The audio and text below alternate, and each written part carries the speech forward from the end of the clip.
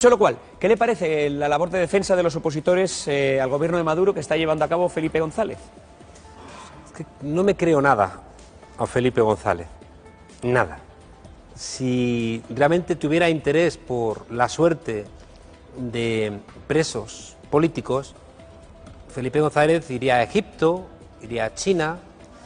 Habríamos visto entrevistas de Felipe González cuestionando a Arabia Saudí por condenar a un bloguero que encima fue azotado con latigazos y va a seguir siendo azotado. Y no hemos escuchado nunca a Felipe González cuestionando, por ejemplo, al gobierno de Peña Nieto porque han desaparecido 43 estudiantes en Ayotzinapa.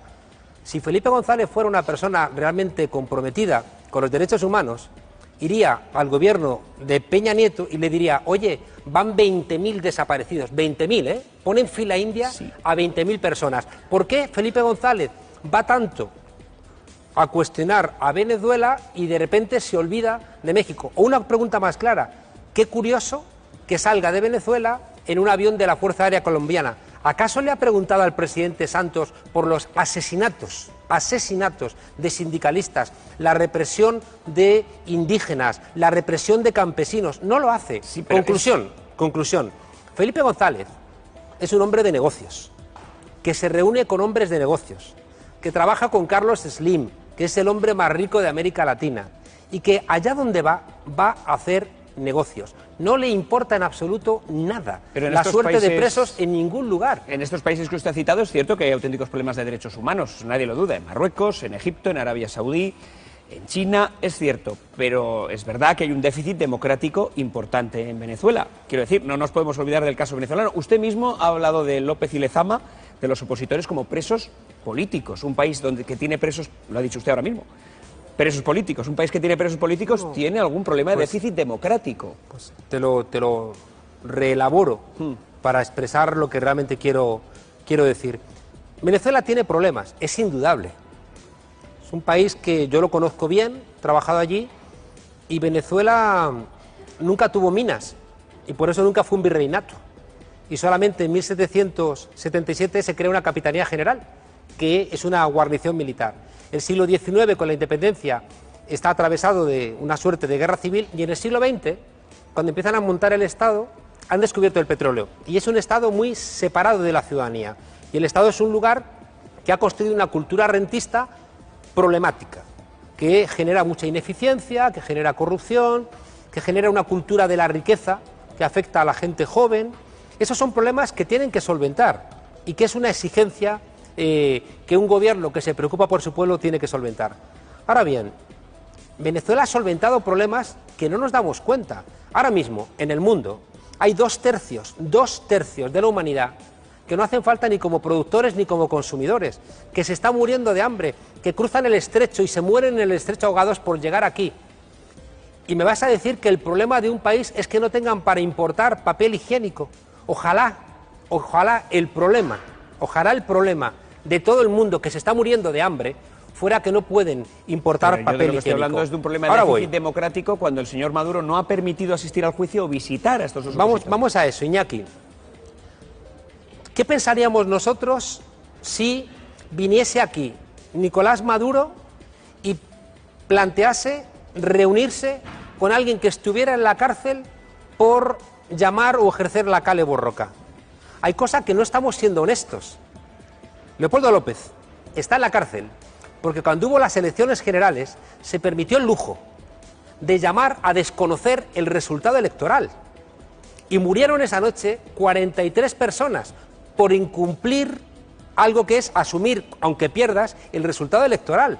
Imaginemos que en España hay unas elecciones y de repente alguien desconoce el resultado. Maduro con la población venezolana y la oposición a la que está machacando y encarcelado es que no es tiene nada que ver. Y además, si Maduro viniera aquí a ver un preso, ¿usted cree que no se le permitiría verlo? Iñaki, si es que no es cierto.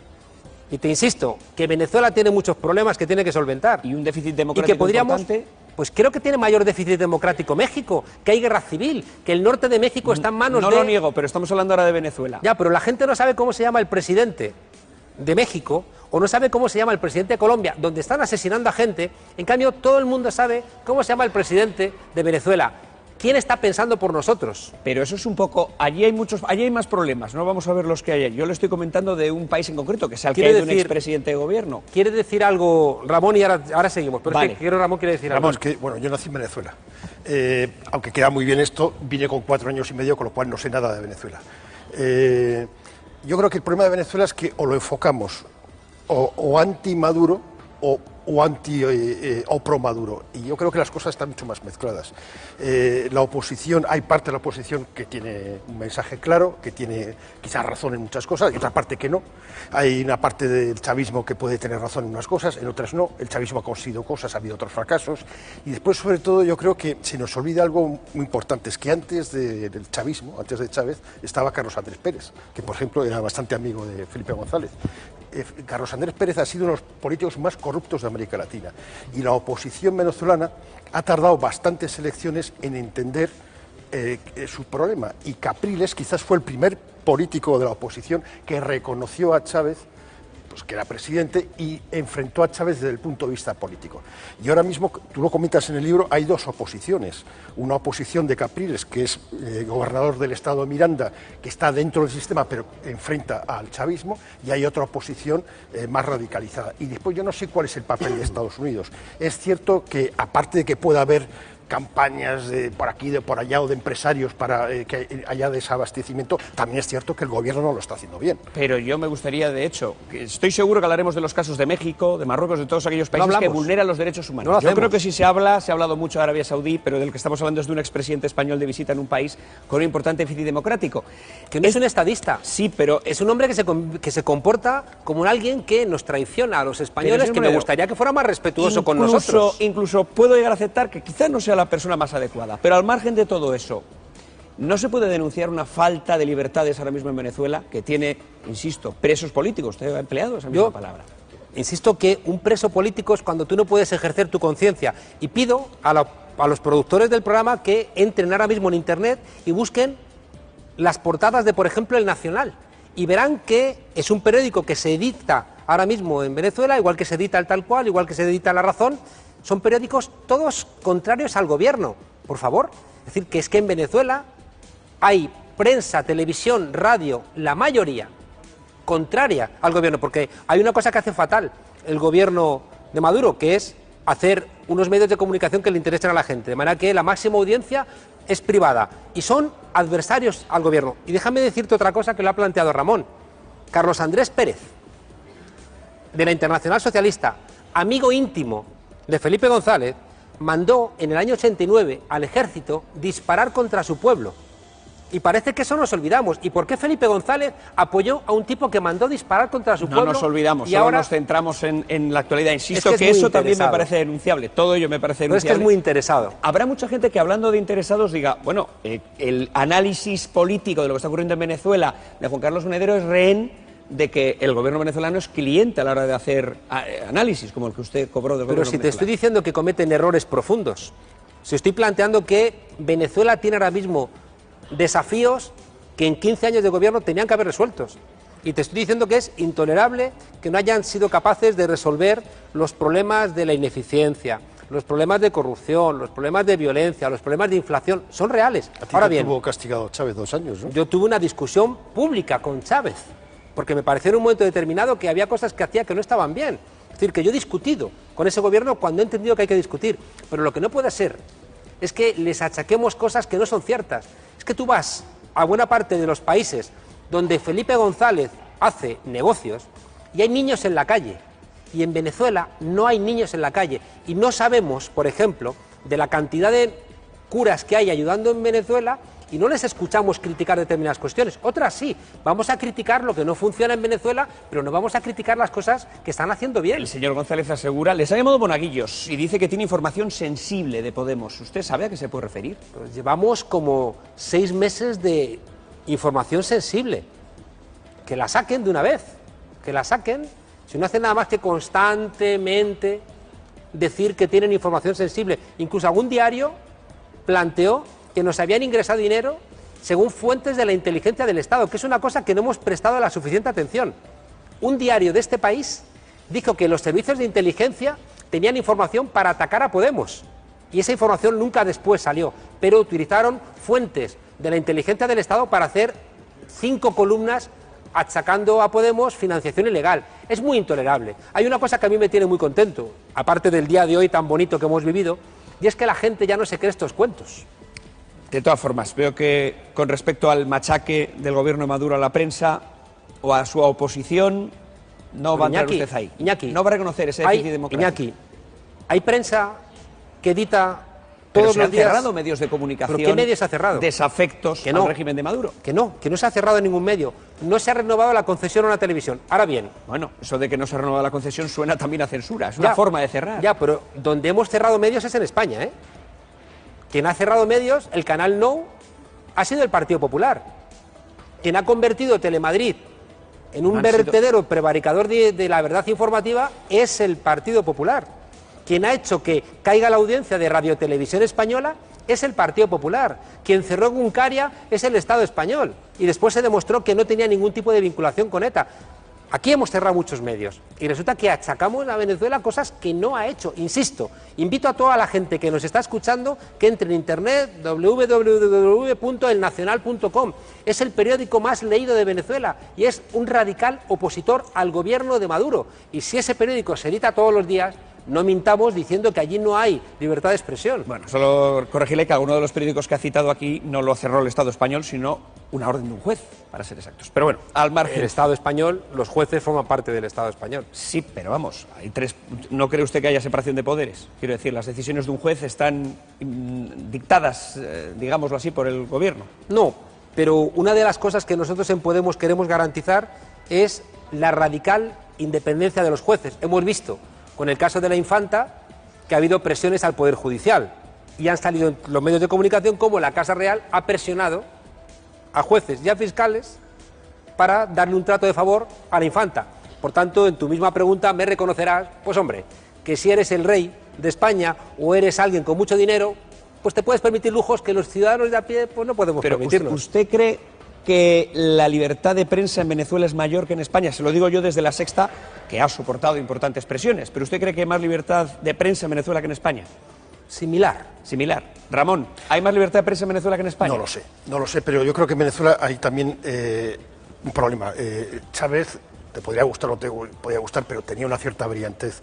Yo creo que Maduro tiene el problema de la misma campaña electoral del pajarito, que ganó muy ajustado, mientras que todas las demás elecciones que ganó Chávez están avaladas por los observadores internacionales, por la Fundación Carter, el Instituto Carter de Jimmy Carter. Las últimas elecciones fueron más dudosas, porque fueron muy ajustadas. Sí es cierto, yo no sé si hay un déficit democrático, pero sí es cierto que hay una pérdida, o la sensación de fuera. Pero claro, la sensación de fuera, yo ahí no sé ya qué hacer. Igual me está pasando como contigo, ¿no? Que asumes una serie de estereotipos porque no consigo escuchar de forma clara informaciones o voces que me cuenten los grises, porque o son unos los buenos y otros los malos o al revés, y yo no creo que eso exista, yo creo que hay grises. Yo tenía una pregunta, Iñaki, a ti o a toda la gente que nos escucha. ¿Cuánta gente sabe cómo se llama el presidente de Portugal? Y lo tenemos aquí al lado. ¿Cuánta gente sabe cómo se llama el presidente de Portugal? No lo sabe la gente y lo tenemos al lado. Bueno, y sabemos de Venezuela. No sé muy bien qué tiene que ver. Pues tiene que ver. Ahora todo esto. Yo te digo que tiene que ver. Que han utilizado a Venezuela para intentar debilitar a Podemos. Solamente eso. Y que buena parte de las tareas que ha hecho Felipe González en Venezuela, lo que buscaban siempre antes de elecciones era debilitar a Podemos. Pero no le ha salido. Bueno, solo esperamos que se corrija ese déficit democrático que existe en Venezuela. Ha sido un placer hablar con los dos, con Juan Carlos Monedero y con Ramón Lobo, por supuesto. Un placer, estaremos no de acuerdo, pero es un placer que nos visiten ambos. Igualmente, y déjame decirte, perdón, una cuestión solamente muy breve. Dime. No, es que he dicho que es verdad que no nos hemos reunido con los principales sindicatos, pero también es cierto que si hay una fuerza política que se ha significado por apoyar luchas fuertes de trabajadores en Telefónica, en Coca-Cola, en Panrico, ha sido Podemos. Y eso me parece que también es de justicia reconocerlo, porque es algo que tenemos muy claro, que hay que apoyar a los trabajadores en un momento en donde los derechos de los trabajadores están desapareciendo. Pues muchas gracias a ambos dos. Conversaciones con Juan Carlos Monedero. Muchas gracias, Juan Carlos Monedero. Muchas gracias, Ramón Lobo. Por cierto, nos manda un saludo Pasos Coello, presidente de Portugal, que por lo visto pues le ha llegado este comentario a Juan Carlos Monedero. Así de internacional es este programa. Que trabaja con Carlos Slim, que es el hombre más rico de América Latina, y que allá donde va a hacer negocios. No le importa en absoluto nada la suerte de presos en ningún lugar. En estos países que usted ha citado es cierto que hay auténticos problemas de derechos humanos, nadie lo duda, en Marruecos, en Egipto, en Arabia Saudí, en China, es cierto, pero es verdad que hay un déficit democrático importante en Venezuela. Quiero decir, no nos podemos olvidar del caso venezolano. Usted mismo ha hablado de López y Lezama, de los opositores como presos políticos, un país que tiene presos, lo ha dicho usted ahora mismo, presos políticos. Un país que tiene presos políticos tiene algún problema de déficit democrático. Pues te lo reelaboro para expresar lo que realmente quiero decir. Venezuela tiene problemas, es indudable. Es un país que yo lo conozco bien, he trabajado allí, y Venezuela nunca tuvo minas, y por eso nunca fue un virreinato. Y solamente en 1777 se crea una capitanía general, que es una... Dicho lo cual, ¿qué le parece la labor de defensa de los opositores al gobierno de Maduro que está llevando a cabo Felipe González? Es que no me creo nada a Felipe González, nada. Si realmente tuviera interés por la suerte de presos políticos, Felipe González iría a Egipto, iría a China. Habríamos visto entrevistas de Felipe González cuestionando a Arabia Saudí por condenar a un bloguero. Va tanto a cuestionar a Venezuela y de repente se olvida de México. O una pregunta más clara, qué curioso que salga de Venezuela en un avión de la Fuerza Aérea Colombiana. ¿Acaso le ha preguntado al presidente Santos por los asesinatos de sindicalistas, la represión de indígenas, la represión de campesinos? No lo hace. Sí, conclusión.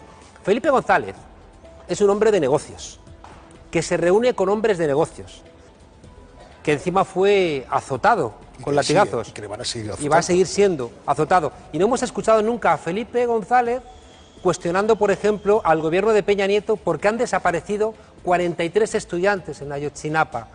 Si Felipe González fuera una persona realmente comprometida con los derechos humanos, iría al gobierno de Peña Nieto y le diría, oye, van 20.000 desaparecidos, 20.000, ¿eh? Ponen fila india a 20.000 personas. ¿Por qué Felipe González